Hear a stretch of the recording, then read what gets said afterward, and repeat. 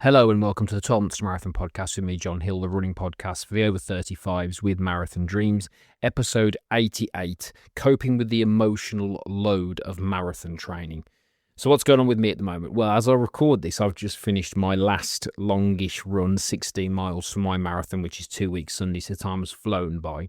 Training's gone well. I've not hit the heights I would have expected from my speed work just because I've had a bit of a cold and it really impacted my breathing, particularly on the anaerobic training. I won't go too technical here, but it did that. But overall, my distance has been good, actually. My distance running has been good. So today was very, very comfortable. I was very happy with it, and I've actually been very happy with my longer runs that I've done, which is good. So I'm pleased with that. And I've done the work, so I've done the miles across the whole cycle. It's just 2 weeks to taper after this week.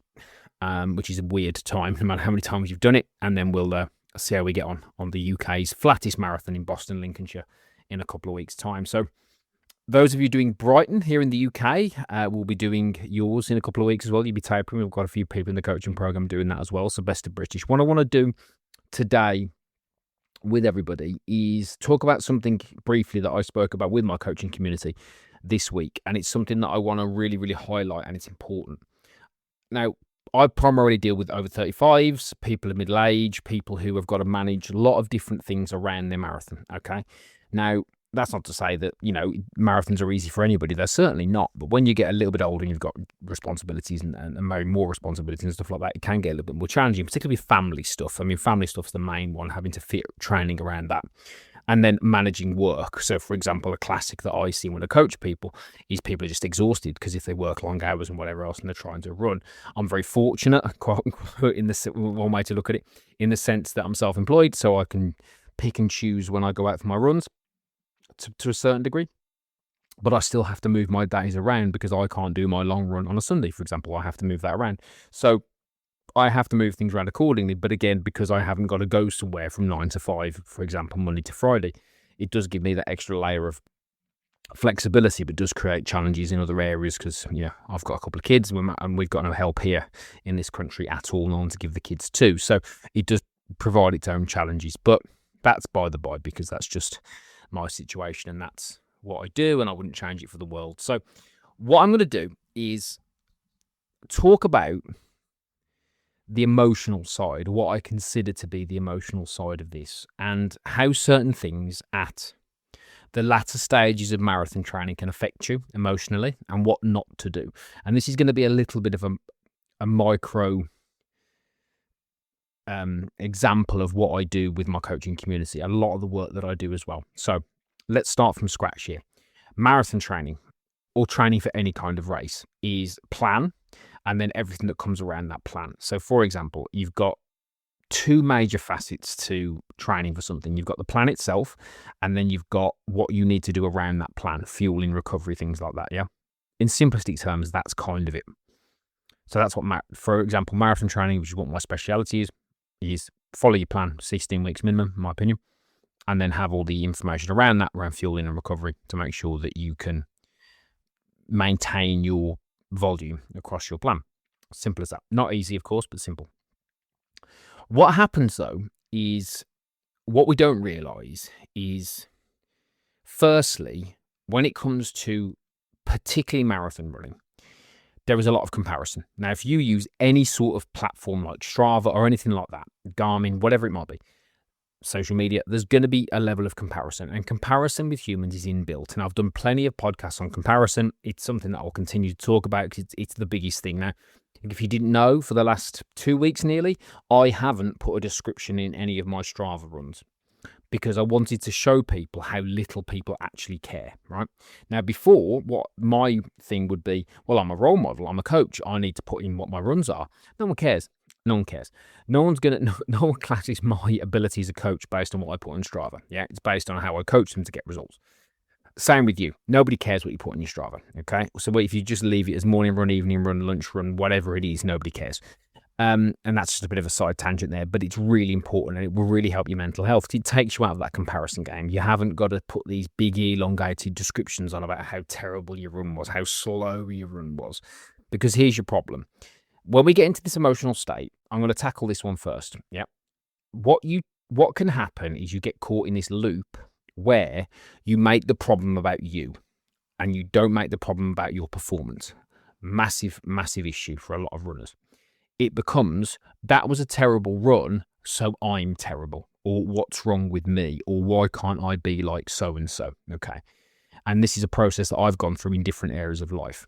And I do it with running, to be fair, because I, again, hold myself to a high standard, but then that's almost like a mask for me just comparing myself to people that I'm nothing like. People who are, half an hour faster than me over marathon distance, yeah? And that detracts from my own personal progress and performance, okay? So let me give you an example that will help you remember this. If you watched a terrible TV program, right?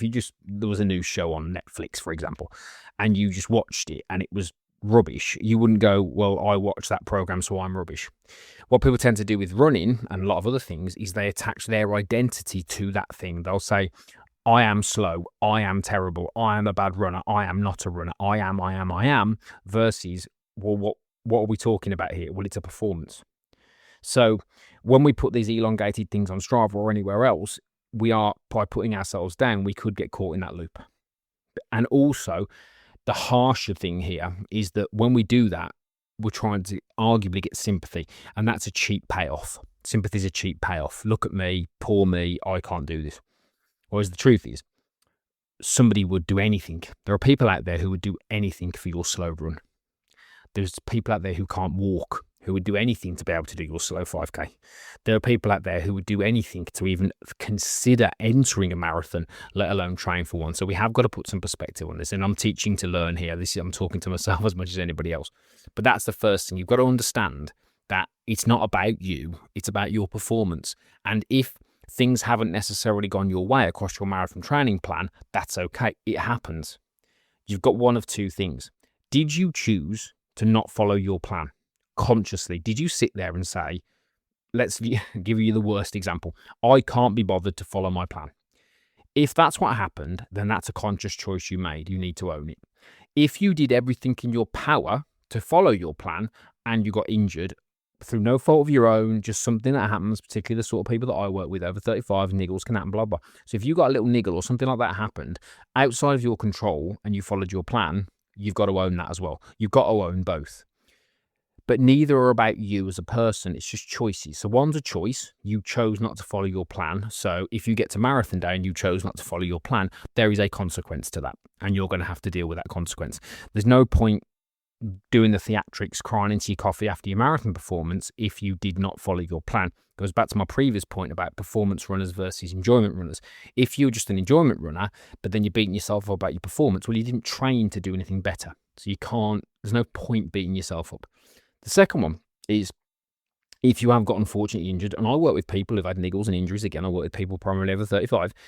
It happens to us all. I've had 2 quite sore feet through this training protocol. Things have happened. You've got to take your medicine and got to go, okay, what can I do about this? And if you've got the physio and you've got the help and you've got the support and you've managed it and you've done all the right things, that's all you can do. And if you have set a time goal, for example, for a marathon, and that time goal is no longer achievable because through no fault of your own, you haven't been able to follow your training plan as best as you could, that's okay. You get to go again. Because what's the alternative? No amount of beating yourself up, no amount of suffering, no amount of any of this self-flagellation is going to change the reality. The reality is you got injured. It happens. It sucks, but it happens. What are you going to do? You can always go again. The problem is that if you've got into particularly a major, so if I'm talking to people here who are in London, then of course, or Boston, for example, or marathons that are coming up in the spring, so I know we've got listeners all over the place, then that sucks even worse. But the thing is, there are options. You probably have options. And even if you don't, the only thing that's going to get hurt is your pride.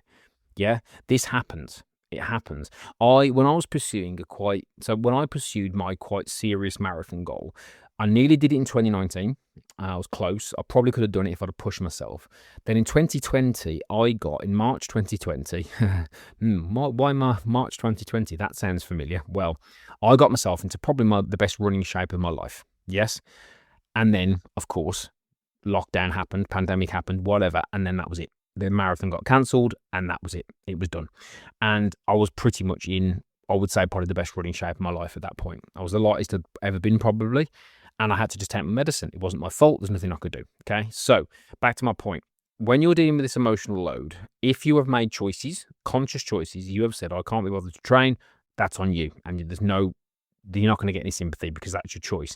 And to be really harsh, you probably shouldn't have entered a marathon if that was the case, if you are consciously choosing. And if you are the sort of person that makes excuses and doesn't do the work when you physically can, I suggest you listen to last week's episode 87 with Anthony. And that will put things into perspective about what's possible when you park your bull, the rest, and get on with it.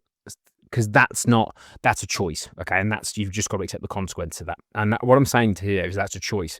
I'm not saying something happened in your life that meant you couldn't train. I'm saying you sat there and said, I'm not going. More times than not. That happens occasionally. It's happened to me. But, you've got to be able to hit your numbers across the marathon training cycle. I'm really focused more on the second one, which is this disappointment, the injury, the setback, the whatever it might be that's meant you missed training. What can you do to solve it? Have you got a solution? If that's, do I cycle for a week and mimic my workouts, which we had people do in my program, and it got them across the line? Yeah. So what are the solutions? Get into a solution mindset, but what you can't do is get into that loop of I'm the problem. The problem's me. This always happens to me. Why me? No. If you hurt your ankle, for example, it's just your ankle. It's a physical sensation.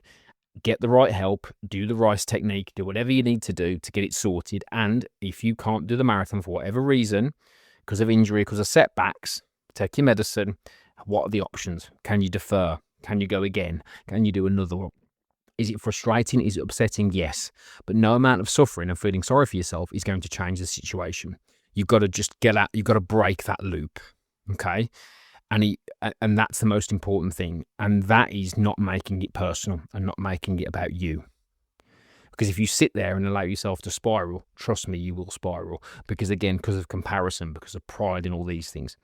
If you have entered a marathon and you've done all the work and something set you back, which means that this might not be your time or you might not be able to achieve your time, nobody can stand in judgment of you.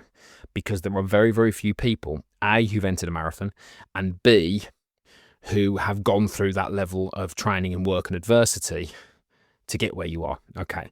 So you've got to be careful who you listen to. Yeah. And most importantly, the most important conversation that you'll ever have is the one you have with yourself. Yeah.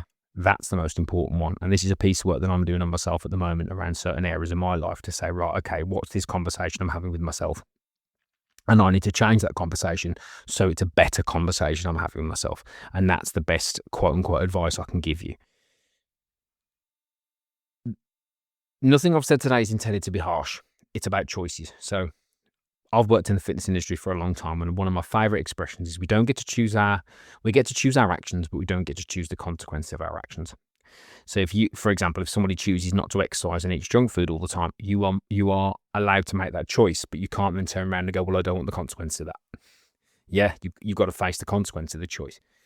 Same with this. If you have consciously chosen to not train properly and do all that, then there's a consequence to that. If you have trained to the best of your ability and something's happened as a setback, that's a different thing we've talked about. With all of this stuff, never make anything personal. It's not. Get out of that personal loop. Get out of this I am. It's just a performance thing. And if you can look at it like that and just say, right, I'm not collapsing. It's not the end of the world. I can go again. As hard as it is, as heartbreaking as it may be, you can. For some of you, you've got 3 to 4 weeks left of training, tapering, 2 weeks roughly, plus probably a lead into that. Now is not the time to panic. If you are physically ready to run your marathon and you've perhaps not trained to the best of your ability, but you're physically okay to do it, then use the taper for what it is. Yeah, don't use it as an excuse to try and make things up because you're going to end up injured. All right. So that's how to deal with some of the emotional load. Now, it's a sensitive subject and it's something that I'm quite passionate about, so I've gone a bit all over the place there. But if you do want any support and any guidance, particularly if you've got a marathon coming later on in the year, or you might have to go again later on in the year, always remember, just reach out, Instagram at 12 Months to Marathon, get in touch there. Click on the link in my bio, join my free running community for the over 35s. It's a way to take you away from social media. We can chat over there as well and keep you accountable. That's the link in my bio for my over 35s, completely free to join. And yeah, if you want to have a chat, as usual, go to Instagram, @ToleranceMarathon, follow me, drop me a message, we can talk, see if we can help, okay? So, if you're new to the podcast, thank you very much for listening, I appreciate it. Don't forget to subscribe wherever you get your podcasts from, Spotify or Apple, appreciate that. Regular listeners, please remember to drop me a review on Spotify. It takes seconds, and I'd really appreciate it. It helps me to reach more people and hopefully help more people. Please share it with your friends as well. And if you want to drop me a comment, that also helps. So thank you very much for listening. If you are tapering or going into a taper now, best of British with it. I'm with you all the way, in spirit, from here. Look after yourselves. And again, if you need any support and you don't follow me, please reach out on Instagram and we'll see what we can do. Thank you very much for listening. As always, I appreciate you all, and I'll speak to you all again very soon indeed.